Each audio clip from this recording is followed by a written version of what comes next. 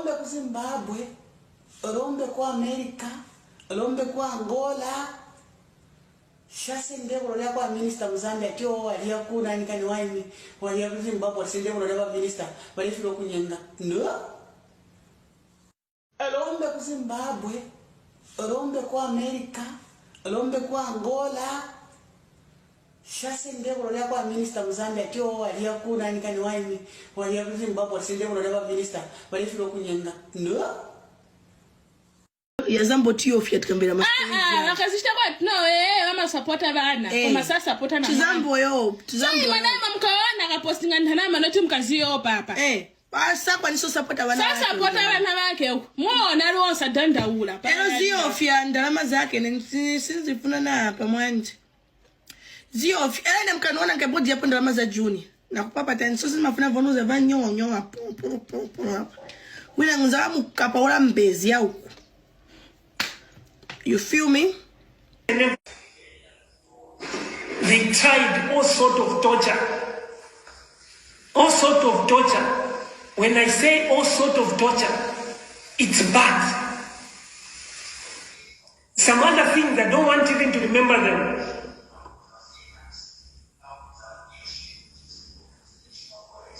I know you are hearing even Sodom. Sodom, no, they've been sodomizing. All those were there in that torture.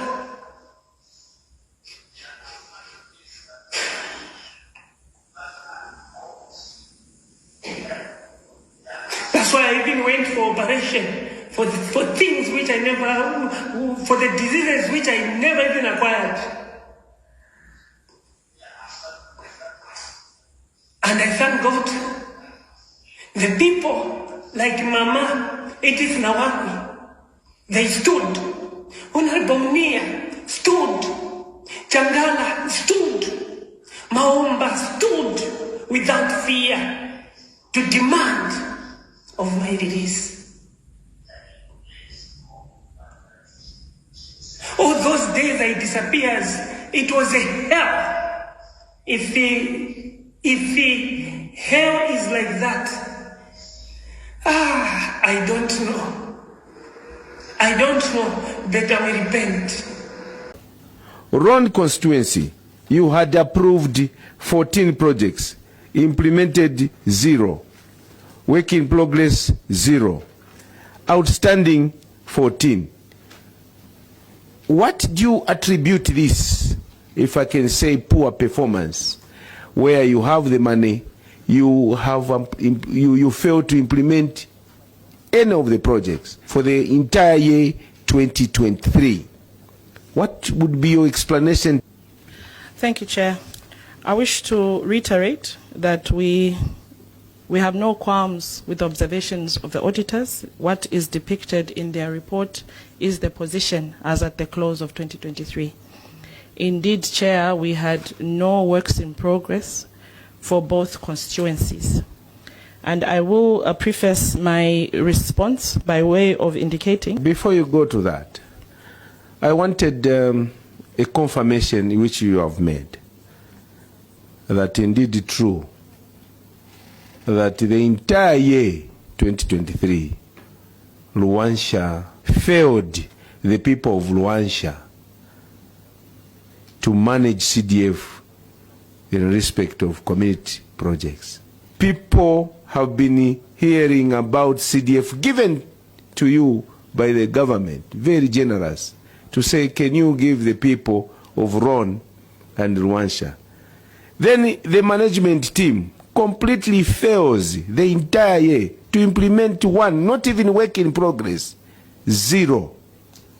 How would you assess yourself? And what comes to you when you sit, you are reporting for work from January to December, 8 to 17 hours. You are there and you are failing.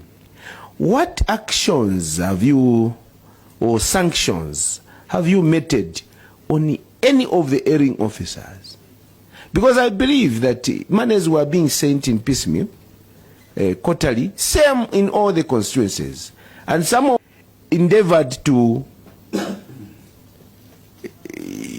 start projects. But in Rwanda, you are even comfortable to say No, we take the blame. In the civilized jurisdictions, all of you should have resigned. In the abundance of plenty,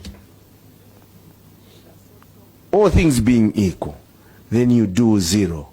How do you think the people of Ron and the Rwansha felt, or they look at you, if that is the case? Further, lastly, what did you tell government that you mean well and you are there to implement government policy decisions or directives? It's touching for me. I can't believe when I saw this. What do you think? You respond, then the follow-up questions are coming. Thank you, Chair. By indicating before the committee that the observation of the auditor is such as it is, that has taken a lot of introspection on our part, as I indicated. And before the auditor, no, maybe let's interact. Before the auditors, you had no issues.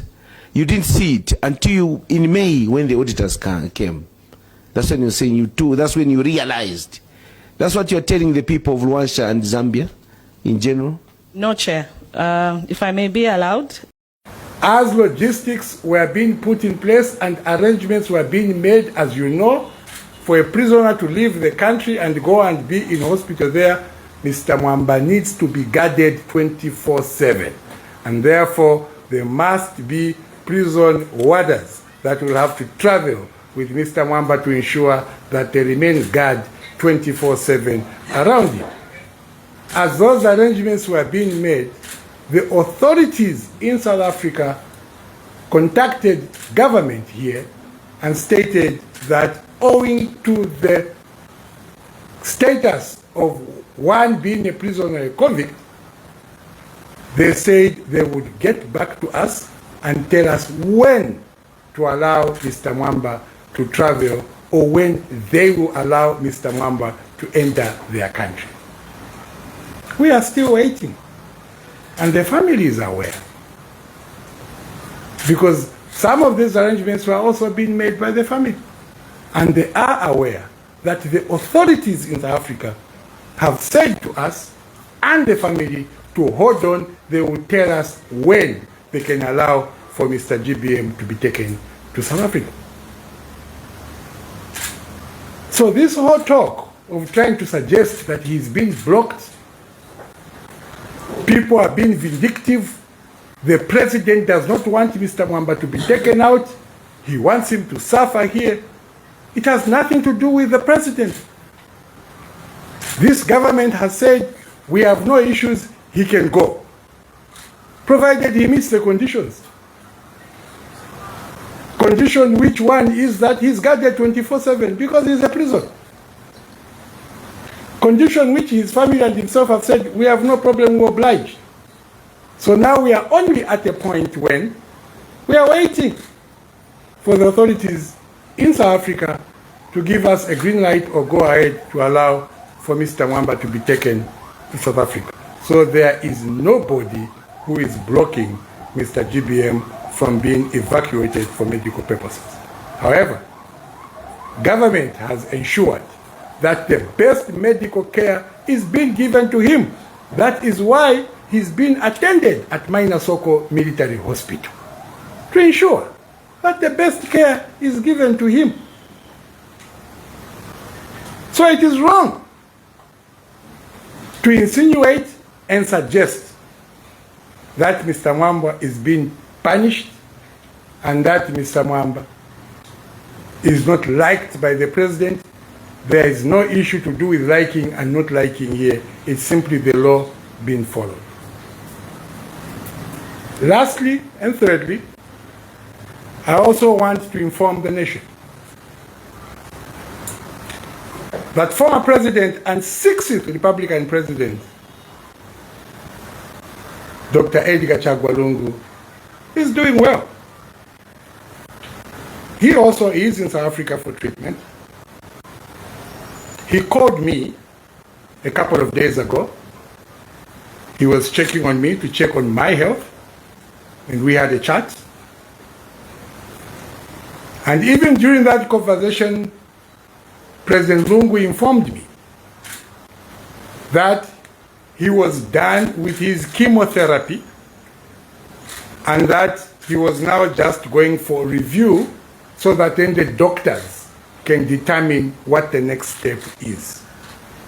Maybe is to continue with another session of chemotherapy, or maybe is to come back home. The doctors will determine. But he was feeling better and well. We joked. We were even laughing at each other. And former president even said, well, I was worried. I was thinking that you are very sick, but it looks like you are doing a bit better. And I was also saying to him that, no, Your Excellency, I think that you are better off and I'm worse off. And we had our usual, chat around sickness and so on. But there's one thing that struck me and I want the nation to know and understand. Let us give President Lungu an opportunity to rest and recuperate and desist from dragging him into our politics. There are way too many statements being made in his name. This is not the time to drag President Lungu into politics. This is the time to allow President Lungu to rest. It is also a time that as a nation we come together and pray for President Lungu. We are a Christian people belonging in a Christian nation. And when we are affected, we take to God. That's who we are. We take to God. We are a people of God. Our former president right now needs our prayers. Even at the time former President Banda was afflicted by cancer, as a country, we took to pray for him. I now ask citizens that we desist from dragging President Lungu into politics and take to our knees to pray for our former president. It is not good to keep writing all these statements in his name. I saw another statement that was written yesterday over the demise of Madam Nawakwi, and so many things were put there. I can confirm to you that that's not President Lungu saying those things. Sayujo Baru, characters, preachers of hate, doom and naysayers that want to fight their political battles, but because they are cowards, they will not do it in their name. They will drag the name of former president and say he said it, when in fact he didn't. And if you must know, former President Lungu and President Hakainde Hichilema must speak to one another. And from time to time, His Excellency the President, Mr. Hakainde Hichilema, calls President Lungu to check on his brother, to wish him well, and to ensure that all is well. And even when I was having that conversation with President Lungu, I said to him, you know, the country thinks that you two don't talk, but I am aware that you two talk to each other. And he laughed. He said, it's you people who follow us. You, the people around the President Hakainde Hichilema, and the people around me, you are the ones giving this impression that there's enmity between the two of us. There's zero enmity between President Lungu and President Hakainde Hichilema. So let's all desist from exacerbating what does not exist. There is no enmity between the two leaders. They talk to each other, they wish each other well, and they keep checking on each other from time to time. I want to end by taking the opportunity to appeal to the family of former President Lungu to take charge of the former president and cut out all these political clowns that are using and abusing former President Lungu's name, reputation, and demeanor to push their political agendas. Let them do their own politics. Let them say what they want to say in their names. Leave the former president out. And as a family, take charge. Take charge of the man. Take charge of the grandfather. Take charge of the father. Take charge of the brother. He needs a lot of rest. He needs a lot of care. He needs a lot of support. And he needs all of us, our prayers. Let us pray for former President Lungu. Ladies and gentlemen, I thank you.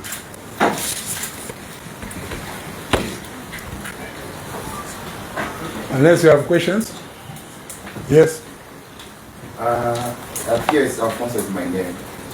I just want to find out from you regarding the evacuation of Zambians to specialized hospitals outside the country, the periphery of this country. In terms of finances, how much has government been losing in terms of evacuating patients?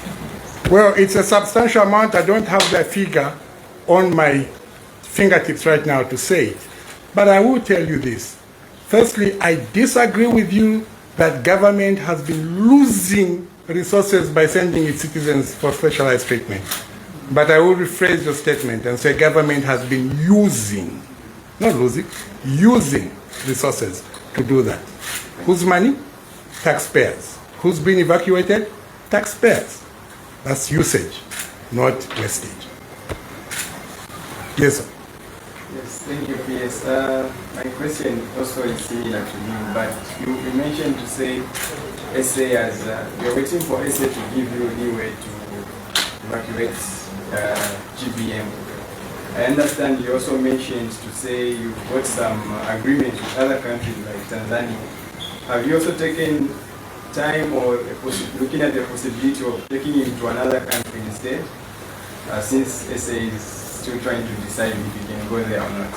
Remember that the choice of hospital and destination is of Mr. Geoffrey Waliamwamba and his family, not government. They are the ones that know which facility they want to go to, so they make those arrangements. Our role is just to ensure that we are facilitate, and considering his status as a prisoner, that is looked after 24/7.